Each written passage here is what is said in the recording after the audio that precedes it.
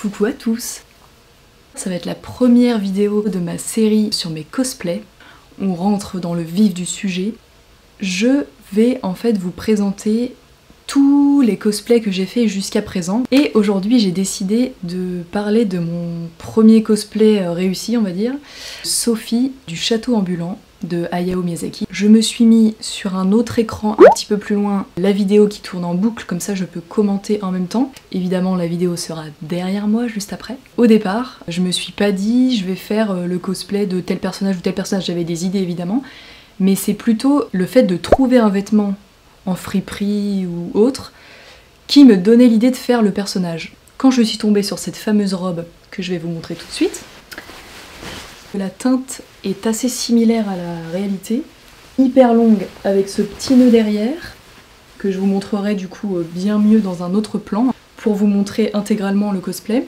Quand je l'ai vu, je me suis dit c'est marrant, ça me rappelle un personnage, j'ai tout de suite trouvé, et comme Sophie, elle a un tablier blanc, en tout cas quand elle travaille en tant que chapelière, qu'est-ce que j'ai récupéré?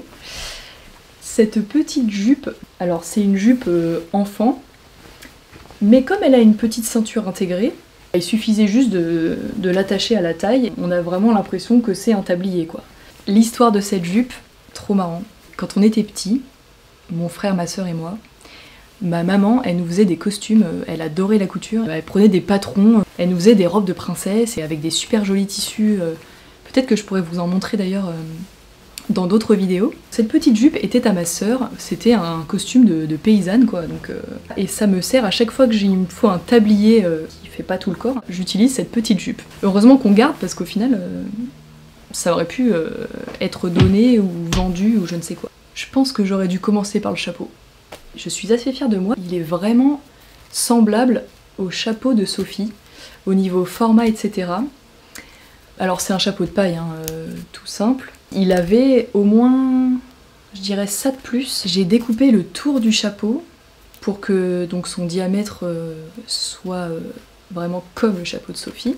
En fait, il a pris la bonne forme directement, parce qu'il aurait pu, je sais pas moi, rebiquer comme on dit. Et en fait non, il a eu directement la bonne structure. Et autour de ce chapeau, j'avais intégré donc un ruban comme ceci. J'étais pas très forte en étalonnage à l'époque parce que ça date de 2020, donc c'était il y a 2 ans. Sur le chapeau de Sophie de base, ce sont des petites boules. Alors je pense que c'est des boules de feutrine. Mais là, moi j'ai chopé des petites roses là. Est-ce que ça va faire la mise au point? Non, hein. Non. Ce sont de fausses roses, hein, comme vous pouvez le constater. Et hop, ça a été juste fixé comme ça, sachant qu'en plus ce sont des petits fils de fer, on peut les manier comme on veut quoi. Peut-être que je vais parler de la coiffure parce qu'en fait, je devais avoir les cheveux à peu près comme ça au niveau de la longueur, et elle a les cheveux beaucoup plus longs. En fait j'avais utilisé des extensions pour avoir les cheveux plus longs, et d'ailleurs ça se voit parce que les cheveux sont tout raides en dessous de la natte. Mais étant donné que moi j'ai pas les cheveux très épais, ça n'aurait pas donné du tout la natte que l'on peut voir dans le montage. Entre temps j'ai eu des extensions encore plus longues, et si jamais je suis amenée, et j'ai très envie, à refaire un cosplay Sophie, sa natte il me semble qu'elle va presque jusqu'aux fesses. Pour accrocher sa natte, j'ai mis des petits nœuds. Alors c'est pas ce ruban là, c'est un ruban violet plus foncé. Il suffit de faire 2 petits nœuds, un ici et un plus bas. Concernant les chaussures, j'ai tout simplement emprunté des chaussures à ma sœur, ce sont des bottines. Alors c'est pas du cuir du tout, elles sont hyper rigides, ultra inconfortables. Mais bon, pour le tournage, c'est pas grave. Mais en tout cas, je les mettrai pas dans la vraie vie. Elles sont beaucoup trop dures. Genre là, je pense que c'est vraiment des chaussures qui vont servir juste pour des shootings ou des tournages. En ce qui concerne le make-up, bah j'avais pas fait grand chose. Alors, elle a des sourcils très épais. J'avais épaissi mes sourcils, évidemment, hein, comme tout manga qui se respecte. Ou même dans les Disney, je me sers de mes faux cils. Vous en voyez plusieurs parce que ça m'arrive d'alterner selon les formes qu'ils ont, aimantés.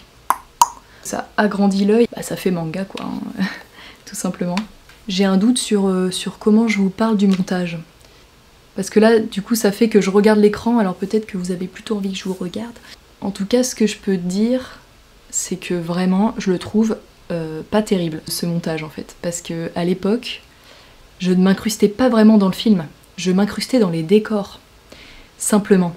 En fait, je me disais que j'étais pas capable, ou alors tout simplement j'avais pas l'idée. Je me disais tiens, je peux mettre ce que je veux derrière moi avec mon fond bleu, mais je me disais pas tiens, est-ce que je me mettrais pas à parler carrément au personnage, ça pourrait être sympa. Au départ, j'étais vraiment sûre juste de l'acting muet en musique.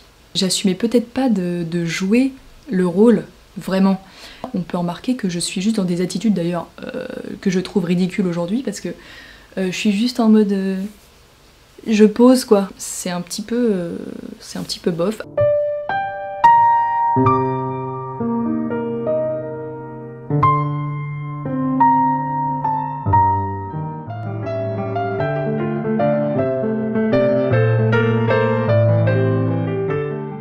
Ce montage est poétique, hein, y a pas de souci, voilà, c'est en musique, il est joli, mais j'ai du mal à le regarder maintenant.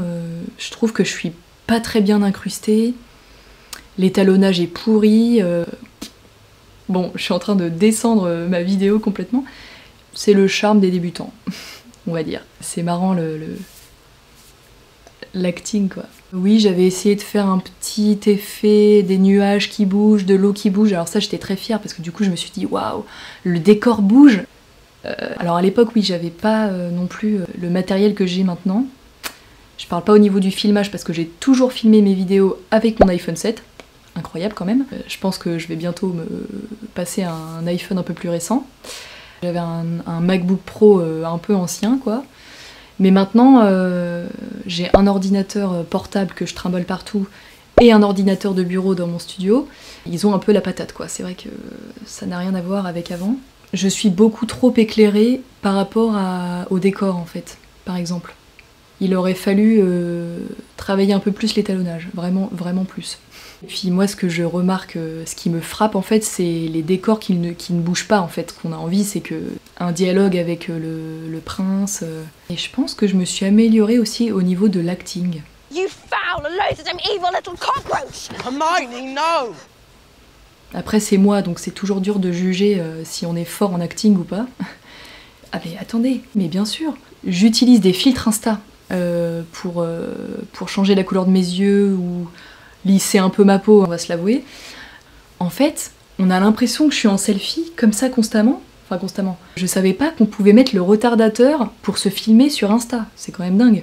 Voilà pourquoi j'ai sans arrêt le bras tendu comme si je me filmais en selfie en fait. Conclusion, ce petit montage a du charme sur certains aspects.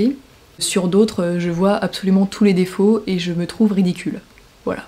À vous d'en juger maintenant. J'ai hâte de refaire des scènes de Sophie, cette fois-ci face à d'autres personnages, dans le film qui bouge. Je ferai attention à choisir des scènes où elle n'a pas les cheveux gris, parce que mine de rien, elle passe de vieille à jeune, etc. Et du coup, il y a des moments où les cheveux sont gris. Il faudra que je choisisse des moments précis. Après, je pourrais toujours faire... si jamais je trouve une perruque grise, cheveux courts, là, pour la fin du film, ça pourrait être chouette. En attendant, je vous dis à bientôt pour une prochaine vidéo.